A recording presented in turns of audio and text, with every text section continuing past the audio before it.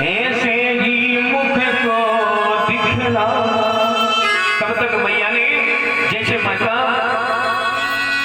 कैकेयी ने किसी को देखना पसंद नहीं किया, द्रौपदी जेल खाने में भगवान की प्रतीक्षा करती है। आज माता यशोदा मुस्कुरा करके घूम करके खड़ी होगी तो नहीं, आज से मुखमंडल में नहीं देखूंगा किसी का, जब तक तू आ करके मुझसे नहीं कहेगा कि मैया मैंने विजय प्राप्त कर ली है।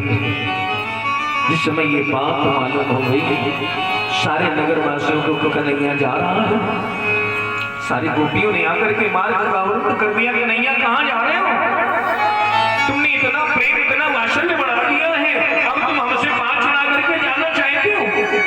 जो तुम्हारी माधुर्य तुम्हारा मकरंद रस मेरे हृदय में समाहित हो चुका है, उससे कैसे निकल पाओगे कन्हैया? भगवान कहते हैं अब देखो हम कहीं बाहर नहीं जा रहे हैं, जब तुम मुझे याद करोगी मैं आ जाऊंगा, परसों तो जरूर आ जाऊंगा तुम्हारे पास में। लेकिन कन्हैया की बात तो कोई भी गोपी शिरोधार नहीं करती है। तुम मथुरावासी होते हो तो ब्रज में पूर्ण अंधेरा है, ये चिड़िया नैन बसेरा है, ब्रज सचमुच भूतों का डेरा है। इसलिए रोकिए रथ अपना, मथुरा न जाइए मनमोहन, अन्यथा हमें भी साथ साथ अपने ले चलिए मनमोहन। यदि जाना चाहते हो तो मैं अपनी शपथ देती हूँ अकेले नहीं आप जाएंगे, यदि जाना है तो मुझे भी साथ अपने कर लीजिए, क्योंकि बिना तुम्हारे यहाँ पर कोई मुझे अपना कहने वाला नहीं है। भगवान ने बहुत समझाया है, हे ब्रजबालों विश्वास करो, मैं कभी न तुमसे न्यारा हूँ, अब तक तो रहा तुम्हारा ही, आगे भी सदा तुम्हारा हूँ। इसलिए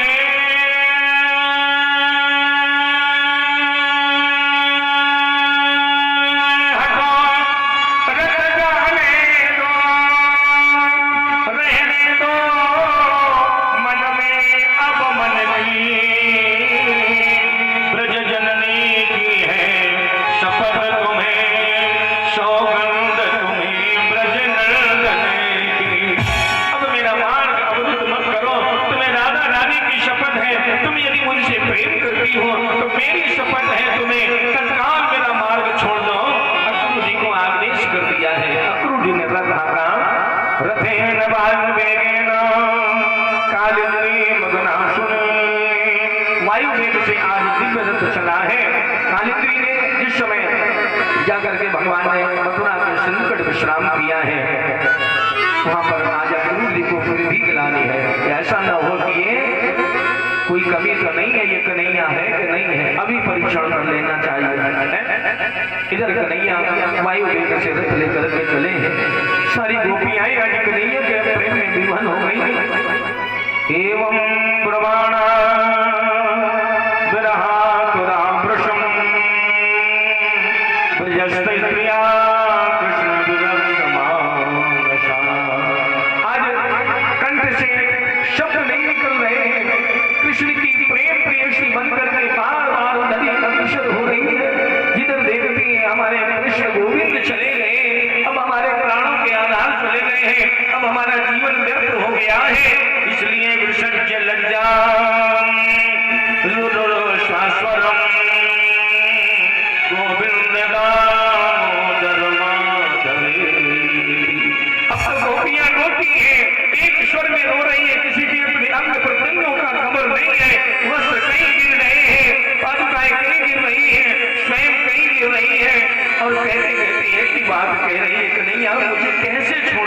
चले गए, मेरा जीवन अधूरा हो गया। बिना दीपक ज्योति का कोई प्रभाव नहीं होता है। ज्योति तो जा रही है, दीपक को कौन पूछने वाला है? कन्हैया, लेकिन कन्हैया मुझ को नहीं देते। अब तो महाराज अक्रूर ने रथ को ले जाकर के यमुना के पावनपुरी तट पर जिस समय रोका है, काका अक्रूर ने सोचा कि अब यहाँ पर थोड़ी थकान मिटा ली जाए, स्नान कर लिया जाए। तो उसी समय काका अक्रूर ने जिस समय स्नान किया है तो भगवान को रथ पर छोड़ करके गए हैं। और जब डुबकी लगाई है तो देखते क्या है, सहस्र शीर्षम देवम सहस्र फणमौलिनम नीलांबर विश्वेतम श्रृंगे श्वेतम स्थितम।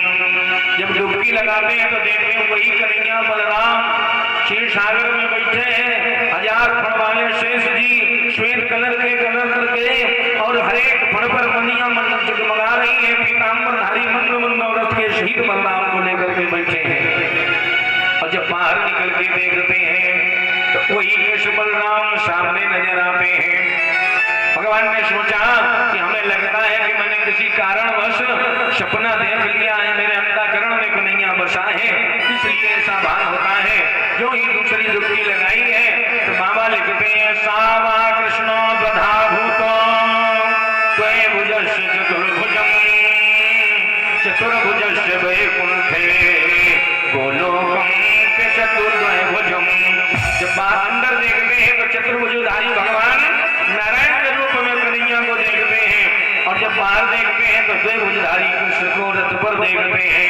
अब तो महाराज विश्वास हो गया यही साक्षात नारायण है। अब हमें किसी प्रकार की चिंता करने की आवश्यकता नहीं है, क्योंकि त्रेता में आपने तारका को मारो और द्वापर में कन्हैया ने पूतना को तारो है। त्रेता में राम ने श्वेत बन पुन मायो और द्वापर में कन्हैया ने गोवर्धन पुजवायो है।